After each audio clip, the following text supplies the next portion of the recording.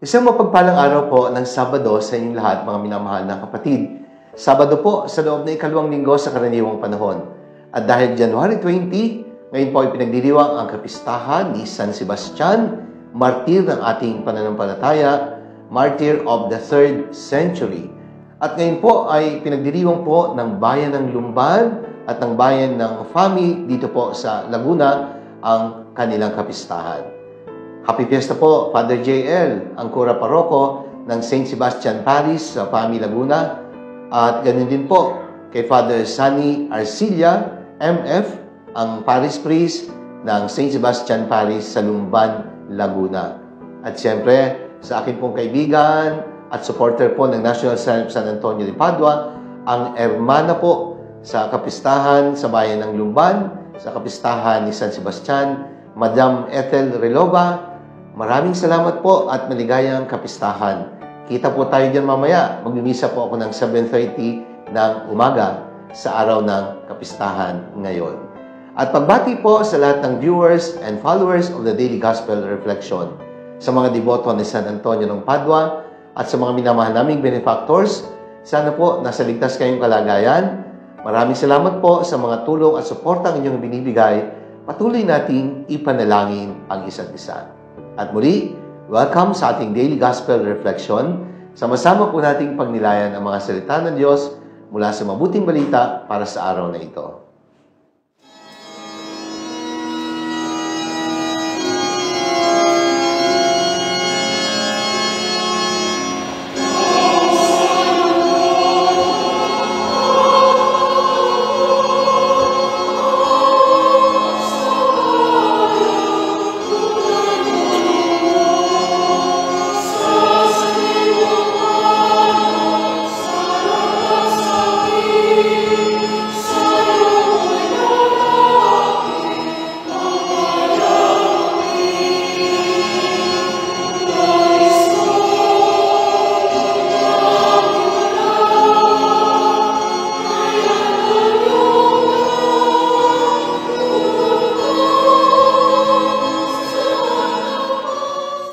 Mga minamahal kong kapatid, sa araw na ito, pagdinilayan po natin ang pagbasa ng mabuting balita ayon kay San Marcos.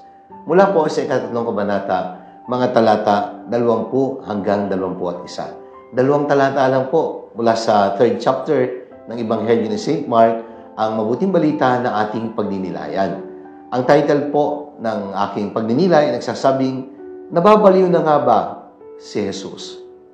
Si Jesus po ay napagkamalang nasisiraan ng bait, nawawala sa sarili, at tila nababaliw na. Naalala niyo po ba yung kantang nagsasabing, sinong dakila? Sino ang tunay na baliw? Sinong mapalad?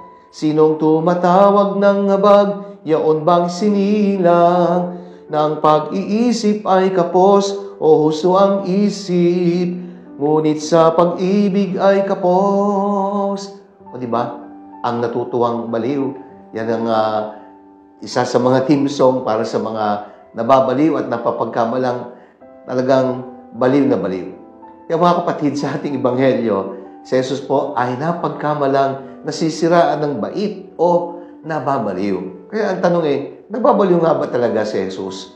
O talaga lang hindi nila naintindihan si Jesus sa kanyang mga ginagawa? Sa dami po ng mga taong nagkakatipon sa harapan ng bahay na inuuwian ni Jesus sa Capernaum, ay halos wala nang panahon si Jesus para sa kanyang sarili. Sa dami ng dapat gawin, sa dami ng dapat paglingkuran, hindi na halos magawang kumain, hindi na nagpapahinga, kaya nag-aalala po yung kanyang mga alagad at ang kanyang mga malapit na kaanak. Kaya yung mga kamag-anak ni Jesus, pumaroon po upang kunin si Jesus. Sapagkat sinasabi ng marami, nababaliw na siya o nasisiraan na siya ng bait. O nga naman, kapag nalipasan ka ng gutom, kapag hindi ka na nagpapahinga, kulang sa tulog, baka hanginin ang isip, baka nga naman nababaliw na. Pero ang totoo, hindi po. Yun po impression lamang nila at maling akala. Ang tanong why did people think that Jesus was out of His mind? Ang unang kasagutan dyan may trabaho na nga naman si Jesus bilang isang karpintero. Iniwan pa at pinagpalit sa buhay na wala namang kasiguraduhan. At kailangan pa niyang makipagbanggaan sa mga religious authorities. At minsan, kailangan pa niyang lumayo, umiwas, tumago, sapagkat pinagbabantaan ng kanyang buhay. Ngayong pwede namang maging tahimik lang at simple ang kanyang buhay. At kailangan niyang sumama sa mga taong hindi naman niya masyadong kilala, mga pangkaraniwang tao. At marami sa kanila ay mga mangingisda, katulad nga po ni na Andres at Simon Pedro, ang magkapatid na Santiago at Juan. And dami namang mga influential na tao na pwedeng samahan, pero mas piniling samahan ng Panginoon ang mga pangkaraniwang tao. At parang bang indifferent siya sa tinatawag na financial and social security. At hindi siya apektado, walang pakialam sa opinion ng iba o sa mga bagay na sinasabi ng tao tungkol sa kanya. Kaya nga, kahit manganib ang buhay, tuloy lang siya sa kanyang mga ginagawa. He has gone out of his mind. Nasisiraan na siya ng bait. But the truth is, they just totally misunderstood him. Because by choosing to live the life that Jesus lived, we too can run the risk of being misunderstood and ridiculed even by those who are dearest and nearest to us. Pero ano nga ba ang sinasabi sa atin? Una, mga kapatid, our life is not defined by the opinions of others on us. Ang buhay mo ay hindi naman nakatali sa mga sinasabi ng tao tungkol sa iyo. The life that God wants us to live is what matters most. Kaya kahit hindi naunawa ng iba, basta ginagawa mo kung anong tama, yun ang mahalaga. People will always have an opinion about you. Opinions and impressions are always subjective because they can change anytime. Hayaan nyo na lang po, basta't alam nyo kung ano ang totoo. And so do not let anyone else's expectations direct the course of your life. Gawin mo kung anong ninanais ng Diyos. Tubdin kung anong kalooban ng Diyos. At hayaan mo ang Diyos ang magpatakbo sa buhay mo.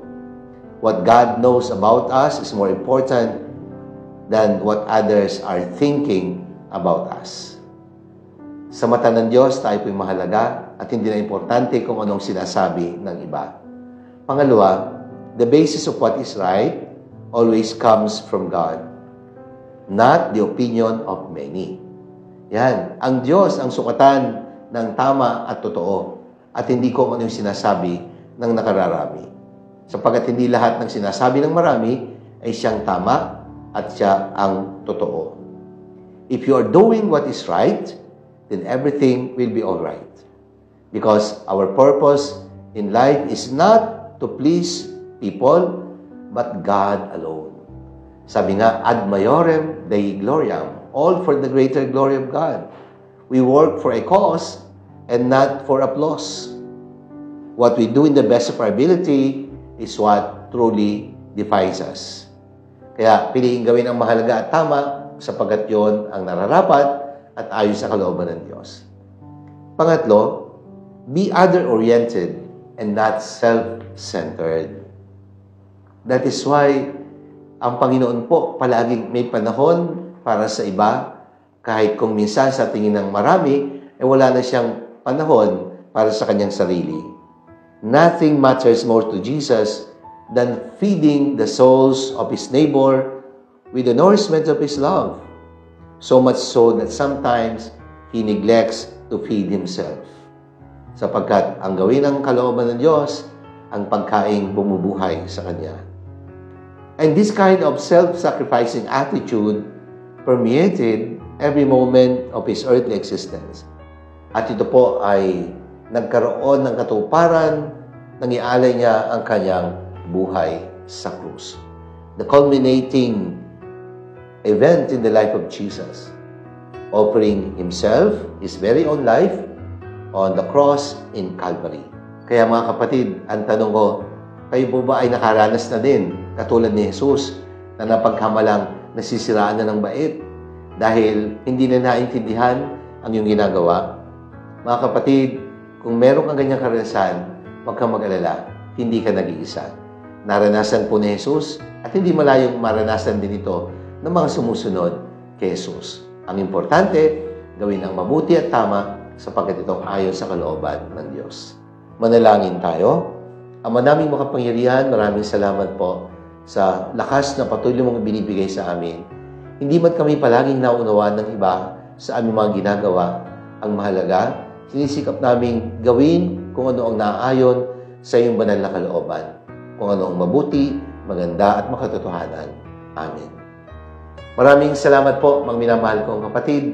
Sana po nagustuhan niyo at nakatulong ang ating pagninilay sa araw na ito. Sakaling inyo pong nagustuhan at nakatulong ang pagninilay, i-like po ninyo at i-share, ibahagi natin ang mensahe ng salita ng Diyos sa ating mga mahal sa buhay, mga kaibigan at mga kakilala.